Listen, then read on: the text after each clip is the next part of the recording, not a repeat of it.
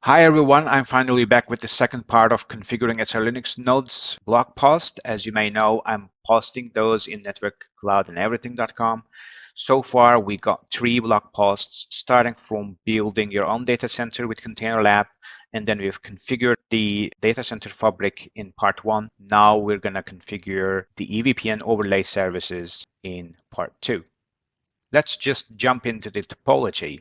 So we have 3-tier topology, but I focused on only spine and access leaf layers here. We've already configured our spines as route reflectors. We will now focus on the IPVRF and MAC-VRF services that we will create on the leaf nodes. So a MAC-VRF is typically a broadcast domain that our hosts can communicate within the same subnet, whereas the IPVRF here simply can route the traffic between different subnets. So here we have 3 different host attachment type. Host 2 and host 4 are connected to a MAC-VRF, so there is no routing capability there. They'll be reaching each other within the same subnet. Then we have host 1. It's also attached to a MAC-VRF with an IRB interface, which is represented with a light blue dot in here. So that IRB interface simply enables hosts attached to this MAC-VRF to go out of this broadcast domain,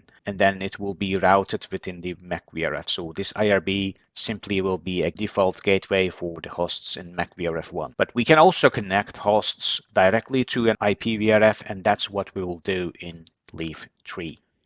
And let's start from Leaf 1. Here we see the MAC-VRF configuration. We first need to create this new network instance. Then we configure the type as MAC-VRF. So this simply becomes a broadcast domain for us. Then we configure the host interface under this with subinterface 1. We will see the configuration of this later. Then we also add the IRB interface that can be used as a gateway interface for the hosts connected to this MAC-VRF. And it's also binding our MAC-VRF to the IPVRF so that the packets can go out of this MAC-VRF and be routed within the IPVRF. So the VXLAN interface, I'm adding it in here, but in fact, we will not use it in our example. If we look at our topology, we see our MAC-VRF1 is only configured in Leaf 1. In this case, if host 1 send packets to host 3, then it will go up to IPVRF via the IRB. Then the VXLAN tunneling will be from IPVRF to IPVRF. So VXLAN tunnel we defined in this MAC-VRF will not be used.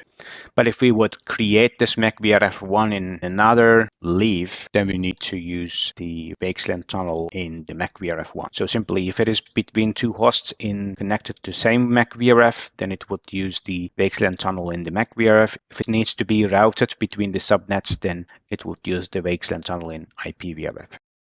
So going back to the configuration, after we added our interfaces and the VXLAN interface for the tunneling, we would simply configure the EVPN service for MAC-VRF. So here we identify the VXLAN tunnel interface that we will use and EVI numbers as well as ECMP on the EVPN domain. And we also would need to configure route targets here. In fact, it's auto-derived, but we want this route target to be same in every leaf. So we want to be deterministic with the route targets. And route distinguishers are also auto-derived with the combination of system IP and EVI, and that simply works for us. Let's also take a look at the interfaces. So here we mentioned the IRB interface already that binds MAC-VRF and IPVRF together. So this is the IRB interface configuration for MAC-VRF1. So simply I will have my hosts connected to this MAC-VRF within this IP address range, and this IRB1 1.1 IP address will be the gateway of the hosts attached to the MAC-VRF1. An interface that is going to the host is, in this case, Ethernet 1/10, and the subinterface 1 will be the bridged type of interface. And if you look at the VXLAN tunnel interface, we simply configure it with the tunnel interface keyword and give it a name. Then under the tunnel interface, we create a VXLAN interface. And for MAC-VRF, it is bridged type of VXLAN interface. And here also we need to define our VNI for ingress. And now we can start configuring our leaves. I go in SSH into leaf 1. So if you remember, we have default and management VRFs already there, and we configured the default IP VRF with eBGP and IBGP. So let's take a look at them. So here we have two eBGP and two IBGP EVPN neighbors. Both spines are routing our underlay traffic between the leaves as well as acting as a route reflector for eVPN. Now let's start from configuring MacVRF1.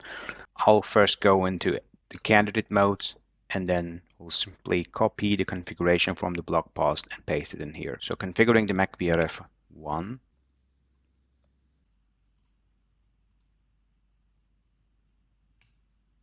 At this stage, everything is fine, but if I commit this, it will complain because I haven't configured the interfaces yet. So before committing this, create the interfaces. Then I'll start from the Ethernet 1/10 interface. Paste the configuration in here. Then the IRB interface for this MacVRF1. And then the tunnel interface. Before committing all these, let's take a look at the IPVRF configuration. Here it is pretty much same with the MacVRF except from the type here. We define it as IPVRF, and as I mentioned, we add the same IRB that we configured in the MacVRF so that we bind MacVRF and IPVRF here. And the new VXLAN interface, which is route type, we will see the configuration of it, and we configure EVPN under the surface. It's pretty much same. VXLAN interface, EVI, and route targets would be unique in this IPVRF. If you go down and take a look at the tunnel interface, we use the same tunnel interface, but a different VXLAN interface under this. And in this case, the VXLAN interface type is routed. Also, we define a unique ingress VNI for this IPVRF here. So let's configure this as well in leaf 1. First, I will paste the IPVRF configuration. Then I would need this new VXLAN interface for the IPVRF. And I'm good to go. Now I can commit all this configuration. Yeah, everything has been committed. So if we go back and look at how we should configure the rest of the leaves, we've configured the leaf 1 now with a MacVRF and IPVRF, as well as the host interface, IRB interface, and the VXLAN tunnel interface. Now if we can take a look at leaf 3 to complete the IPVRF1 configuration. There in leaf 3, we just need an IPVRF and attach the host 3 to that. So let's go down and see how we can attach that host directly to the IPVRF. So under the interface configuration, this time we create a routed subinterface. Then we configure the IP address directly under the interface instead of configuring it in an IRB interface. And simply add this interface in IPVRF1. Let's configure the leaf 3. In the IPVRF configuration, we need to add the host interface instead of the IRB interface. And configuring the host interface and the routed VXLAN tunnel interface. And now I can commit. Then if we also look at the other leaves, leaf 2 and leaf 4, all I need is just a MacVRF. And if you notice, we don't have the IRB interface because we're not binding it to any IPVRF, so it will be just a broadcast domain for us. So I'll configure them in leaf 2 and leaf 4. I paste the MacVRF1 configuration, but indeed I need to make some modifications, like the name would be MacVRF2 this time. The host interface, I may want to change the subinterface to true. Then IRB that I will not have for this MacVRF. And the VXLAN interface, I rename it as 200. I do the same in the BGP EVPN configuration, and I change the EVI to 200 as well, and also the round target. Again, pasting the interface, we'll simply make it subinterface true. And the tunnel interface, I'm gonna make it 200 VNI and the VXLAN interface index, and commit. And the same thing in leaf 4.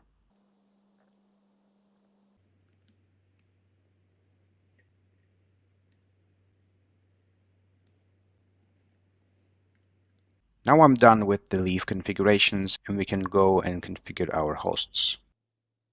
And let's go back to the blog post and see how we can do that.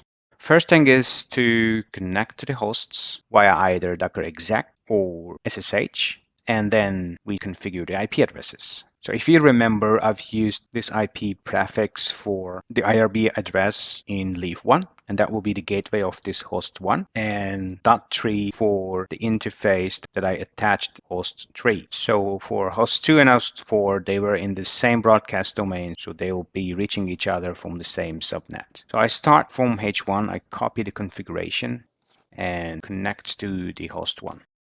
Password is admin if you've used the Alpine image that I've pointed out. So let's look at the IP configuration. I see that there is one interface here, ETH0 with an IP address, and that's simply the management address that I've connected, and ETH1 is the one that is connected to the leaf, and I'll configure that interface with an IP address. So I'll paste my configuration. Password is admin again. And if I look at it, I see my IP is there and I'm pinging the gateway and it works. So if we go back and connect to leaf 1 just to validate that it detected my host. So I go to the network instance MacVRF and I take a look at my MAC table. And now I see that there is a MAC learned from Ethernet 1/10.1, which is the interface that I've connected my host 1. And if I simply go back and check my MAC address here, that's the one that my SRLinux leaf learned here. Now, if I check my IPVRF's routing table, I see my IRB interface here, as well as the subnet prefix. So this will be advertised to the other leaves, and then host 3 can reach from leaf 3 to leaf 1. So if you noticed, we only have the prefix, not the host IP address. If you extend this subnet to the others, you need to do a little more to be able to locate your hosts. But we will touch on that in the future videos that we further explore the EVPN capabilities. For now, I'll go back and configure the rest of the hosts. But this time I'll use docker exec command to configure the IP address. So next one in the list is host 2. So there I sent this command to configure the IP address of ETH1, configuring host 3 as well as host 4. But one thing to bear in mind that host 3 and host 1 needs static routes to reach each other since they are part of different subnets. So I'll add static routes to host 1 as well as host 3. So now my setup is complete. If I connect to one of the hosts, like host 1, and try to get the others, if you look at our topology, host 1 can reach host 3, and host 2 can reach 4. So let's take a look at the reachability. Now I see that host 1 can ping host 3. Now going back and connecting to host 2, check the IP address. I see that my IP address is there. And I simply test pinging host 4. And that's also successful. So you can use iPerf and NC, all available in this Alpine image, and you can just test the connectivity, and you can take a look at your fabric, how it goes, what kind of stuff that you can see. But I'll cover those areas with the show commands, the routing entries, and the further EVPN capabilities in the future videos. That concludes this blog post. Thanks for watching and have fun.